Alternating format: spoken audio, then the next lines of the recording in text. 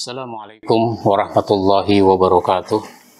Alhamdulillah wassalatu wassalamu ala Rasulillah wa ala alihi wa ashabihi wa mawala. Amma ba'd. Para pemirsa dimanapun Anda berada, kita lanjutkan bagian kedua atau bagian terakhir dari belajar karakter kepada Nabi Hud alaihi salam, yaitu yang ketiga, memberi peringatan. Ya, dakwah itu kan selalu ada saja orang yang tidak menerima, termasuk dialami oleh Nabi Hud alaihi salam. Maka Nabi Hud memperingatkan umatnya agar menerima, agar bertaubat atas dosa yang dilakukan. Di dalam ayat 52 dari surat Hud itu disebutkan, wa ya qaumi astaghfiru rabbakum summa tubu ilaihi yursilis samaa alaikum midrara wa yazidkum quwwatan ila quwwatikum wa la tatawallaw mujrimin. Hai kaumku, mohonlah ampun kepada Tuhanmu, lalu bertaubatlah kepadanya. Niscaya Dia menurunkan hujan yang sangat deras atasmu, dan Dia akan menambahkan kekuatan kepada kekuatanmu, dan janganlah kamu berpaling dengan berbuat dosa. Atas penolakan, atas kedurhakaan, Allah memberikan peringatan berupa kemarau yang panjang. Maka kepada umatnya Nabi Nuh himbau agar beristighfar, agar bertaubat, mohon ampun kepadanya. Sehingga nanti kalau sudah mohon ampun, akan diturunkan hujan yang deras. Bahkan diberikan kamu kekuatan dari kekuatan yang sudah kamu miliki. Oleh karenanya, Nabi Hud sudah siap mental akan kemungkinan umatnya tidak mau menerima peringatan itu. Qalu ya Hudu ma ji'tana bibayyinati wa ma nahnu bitariki alihatina an qaulika wa ma nahnu laka bimu'minin. Kaum Ad berkata, hai Hud, kamu tidak mendatangkan kepada kami suatu bukti yang nyata, dan kami sekali-kali tidak akan meninggalkan sembahan-sembahan kami karena perkataanmu, dan kami sekali-kali tidak akan mempercayai kamu. Jadi ya begitu, siap mental saja Nabi Hud itu akan kemungkinan umatnya tidak mau menerima seruan ajakan. Maka dalam memberi peringatan, Nabi Hud juga menyampaikan dakwahnya, menyampaikan peringatan secara bertahap. Yang pertama, menyadarkan umatnya agar mau beriman dan taat kepada Allah Subhanahu wa Ta'ala. Maka ketika azab diturunkan oleh Allah berupa kekeringan, ia meyakinkan umatnya bahwa hal itu hanya tahap pertama, dan dia bisa diselesaikan, bisa diatasi dengan cara bertaubat. Nanti kalau taubat diturunkan hujan. Tahap kedua adalah menyampaikan ancaman berupa siksa yang lebih besar bila tidak mau bertaubat. Karena tidak mau mengubah sikap, maka akhirnya mereka ditambah lagi azabnya berupa angin kencang, badai, topan kalau sekarang, selama 7 malam, 8 hari, yang menghabiskan tanaman dan ternak. Sekarang, sekalipun ada badai, ada puting beliung, itu cuma sebentar. Beberapa detik, beberapa menit, karena angin itu terus saja sampai dia habis kekuatannya. Tetapi ini pada masa Nabi Hud, umatnya itu diazab dengan angin kencang, badai, nggak ada namanya tuh. Kalau kayak sekarang kan ada namanya itu badai. Belum ada namanya waktu itu. Itu 7 hari 8 malam. Enggak dalam hitungan menit, detik. Ini 7 hari 8 malam. Maka disebutkan di dalam surat Al-Ahqaf, surat 46 ayat 21 sampai ayat 26. Dan ingatlah Hud, saudara kaum Ad, yaitu ketika dia memberi peringatan kepada kaumnya di Al-Ahqaf, dan sesungguhnya telah terdahulu beberapa orang pemberi peringatan sebelumnya dan sesudahnya dengan mengatakan, janganlah kamu menyembah selain Allah, sesungguhnya aku khawatir kamu akan ditimpa azab yang besar. Mereka menjawab, apakah kamu datang kepada kami untuk memalingkan kami dari menyembah Tuhan-Tuhan kami? Maka datangkanlah kepada kami azab yang telah kamu ancamkan itu, jika kamu termasuk orang yang benar. Jadi dikasih peringatan, bisa datang azab. Ya silahkan aja, datangkan itu azab. Ia berkata, sesungguhnya pengetahuan tentang itu hanya pada sisi Allah, dan aku hanya menyampaikan kepadamu apa yang aku diutus dengan membawanya.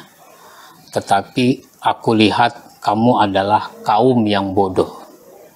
Maka tatkala mereka melihat azab itu berupa awan yang menuju ke lembah-lembah, mereka berkata, inilah awan yang akan menurunkan hujan kepada kami. Bukan, bahkan itulah azab yang kamu minta supaya datang dengan segera, yaitu angin yang mengandung azab yang pedih, yang menghancurkan segala sesuatu dengan perintah Tuhannya. Maka jadilah mereka tidak ada yang kelihatan lagi kecuali bekas-bekas tempat tinggal mereka. Ini luar biasa. Badai yang begitu kencang, 7 hari 8 malam, menghabiskan segala sesuatu. Tanaman, ternak, manusia, mayat, menjadi mayat yang bergelimpangan. Demikianlah kami memberi balasan kepada kaum yang berdosa. Dan sesungguhnya kami telah meneguhkan kedudukan mereka dalam hal-hal yang belum kami teguhkan kedudukanmu dalam hal itu. Dan kami telah memberi kepada mereka pendengaran, penglihatan, dan hati. Tetapi pendengaran, penglihatan, dan hati mereka itu tidak berguna sedikit pun bagi mereka, karena mereka selalu mengingkari ayat-ayat Allah, dan mereka telah diliputi oleh siksa yang dahulu selalu mereka olok-olokkan. Dikasih tahu akan datang azab, ya silakan. Itu namanya mengolok-olok. Mana dia? Turunkan itu azab. Dan sesungguhnya kami telah membinasakan negeri-negeri di sekitarmu, dan kami telah mendatangkan tanda-tanda kebesaran kami berulang-ulang supaya mereka kembali bertaubat. Yang keempat, Nabi Hud alaihi salam tidak kompromi atas kemusyrikan. Kemusyrikan kita jangan terlibat di dalamnya. Diajak melakukan kemusyrikan itu pun kita tidak mau seharusnya. Tidak ada kompromi dengan kemusyrikan sekecil apapun. Karenanya aneh kalau ada orang mengaku muslim tapi ternyata dia ikut beribadah, ikut mengucapkan kata-kata yang menggambarkan penyembahan kepada selain Allah Subhanahu wa Ta'ala. Maka sikap keras dan tertutup hati umatnya itu tidak membuat Nabi Hud alaihi salam lunak, apalagi mau menuruti ajakan umatnya. Ia justru tidak mau kompromi atas segala bentuk kemusyrikan, apalagi mereka mengatakan sesuatu yang sangat aneh. Maka Nabi Hud juga dibilang orang gila, biar aja. Nabi Hud tidak peduli, nggak mau ikut serta. Maka di dalam surat Hud ayat 55 sampai ayat 54 sampai 55 disebutkan, kami tidak mengatakan melainkan bahwa sebagian sembahan kami telah menimpakan penyakit gila atas dirimu. Hud menjawab, sesungguhnya aku jadikan Allah sebagai saksiku, dan saksikanlah olehmu sekalian bahwa sesungguhnya aku berlepas diri dari apa yang kamu persekutukan selain darinya. Sebab itu jalankanlah tipu dayamu semuanya terhadapku, silahkan, dan janganlah kamu memberi tangguh kepadaku.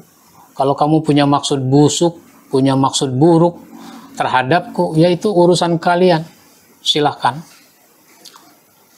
Maka yang terakhir, Nabi Hud alaihissalam bertawakal kepada Allah di dalam dakwahnya. Tawakal itu berserah diri kepada Allah sesudah kita berusaha semaksimal mungkin. Usaha dulu, dakwah dulu, hasilnya serahkan kepada Allah. Orang mau beriman mau tidak, itu urusan mereka. Tugas kita adalah mendakwahkan. Di dalam surat Hud ayat 56, Allah berfirman, Inni tawakkaltu 'alallahi rabbi wa rabbikum ma min dabbatin illa huwa akhizum binasiyatiha inna rabbi 'ala siratim mustaqim. Sesungguhnya aku bertawakal kepada Allah, Tuhanku dan Tuhanmu. Tidak ada suatu binatang melata pun, melainkan dialah yang memegang ubun-ubunnya. Sesungguhnya Tuhanku di atas jalan yang lurus. Maka Nabi Hud terus berdakwah. Tidak peduli orang terima atau tidak. Maka pada ayat 57 disebutkan, jika kamu berpaling, maka sesungguhnya aku telah menyampaikan kepadamu amanat yang aku diutus untuk menyampaikan kepadamu. Dan Tuhanku akan mengganti kamu dengan kaum yang lain. Kalau kamu sekarang tidak mau beriman, nggak apa-apa. Nanti juga ada lagi generasi yang mau beriman. Dan kamu tidak dapat membuat mudarat kepadanya sedikit pun. Sesungguhnya Tuhanku adalah Maha Pemelihara atas segala sesuatu.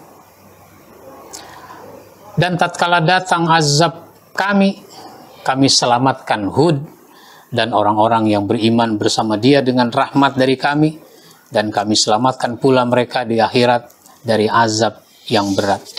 Begitu pada ayat 58. Dengan demikian maka kita mengambil pelajaran betapa dakwah menyebarkan dan menegakkan nilai-nilai yang datang dari Allah memang penuh dengan tantangan, penuh dengan kesulitan, berhadapan dengan kendala. Kesiapan mental sangat diperlukan di dalam kaitan ini, sehingga kita tidak patah semangat, kita tidak berkecil hati, karena tugas kita adalah mendakwahkan ajaran Islam, menyebarkan dan menegakkannya. Orang mau terima, alhamdulillah. Orang tidak terima, kembalikan kepada mereka masing-masing. Kenapa? Tanggung jawab ada di hadapan Allah masing-masing. Masing-masing orang bertanggung jawab atas apa yang dilakukannya. Kalau generasi sekarang tidak mau menerima, kita yakin ada generasi berikut yang mau menerima. Selalu ada orang yang mau beriman, berdakwah, menegakkan agama Allah. Demikian, insya Allah nanti kita akan sambung episode kita dengan pembahasan belajar kepada Nabi Saleh alaihissalam. Demikian dari saya. Mohon maaf bila ada hal yang kurang berkenan. Wabillahi taufiq wal hidayah. Wassalamualaikum warahmatullahi wabarakatuh.